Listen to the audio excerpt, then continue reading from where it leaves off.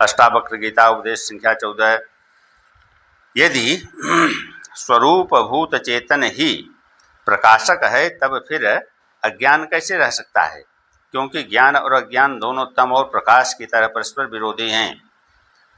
दो प्रकार का चेतन है, एक सामान्य चेतन, दूसरा विशेष चेतन। विशेष चेतन अज्ञान का विरोधी है अर्थात बाधक है। सामान्य चेतन अज्ञान का विरोधी नहीं है किंतु साधक है अर्थात अज्ञान को सिद्ध करता है। जैसे अग्नि दो प्रकार की है, एक सामान्य अग्नि, दूसरी विशेष अग्नि।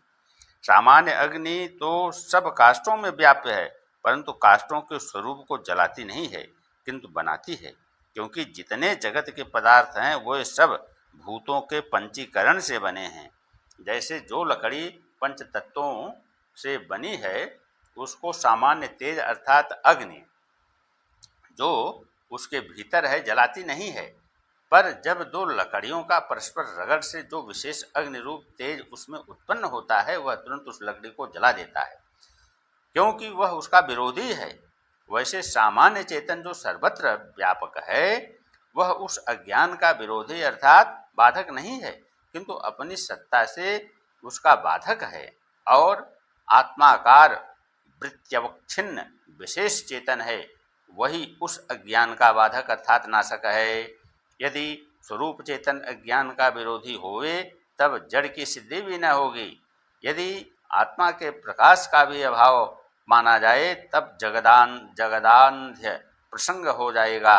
इसलिए आत्मा के स्वरूप के प्रकाश से ही जगत भी प्रकाशमान हो रहा है, स्वतः जगत मिथ्या है। जनक जी कहते हैं कि जैसे अज्ञान से सुक्ति में रजत, उस रस्सी में सर्प तथा सूर्य किरणों में जल असत प्रतीत होता है, वैसे ही अज्ञान से मेरे स्वप्रकाश आत्मा में असत प्रतीत जगत हो रहा है। यही बड़ी भारी आश्चर्य है। जैसे घट मृत्तिका का कार्य है अर्थात मृत्तिका से ही उत्पन्न होता है और फिर टूटकर मृत्तिका में ही लय हो जाता है, वैसे ही जगत भी प्रकृति का कार्य है अर्थात प्रकृति से ही उत्पन्न होता है और प्रकृति में ही लय हो जाता है। चेतन आत्मा में न जगत उत्पन्न होता है और न उसमें लीन होता है, क्योंकि जगत जड़ और आत्मा चेतन है। चेतन से जड़ की उत्पत्ति बनती नहीं है।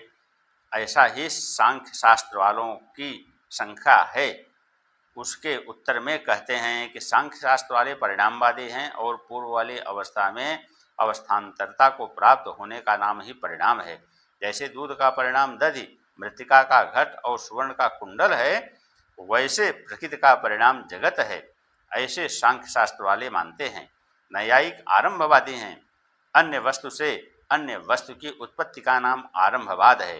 जैसे अन्य वस्तु से अन्य पट की उत्पत्ति होती है वैसे अन्य परमाणुओं से अन्य रूप जगत की भी उत्पत्ति होती है। वेदांती का तो विवर्तवाद है, जो एक ही वस्तु अपनी पूर्व वाली अवस्था से अन्य अवस्था करके प्रतीत हो उसी का नाम विवर्त है। जैसे रज्जु का विवर्त सर्प है, वह रज्जु ही सर्प रूप प्रतीत होता है।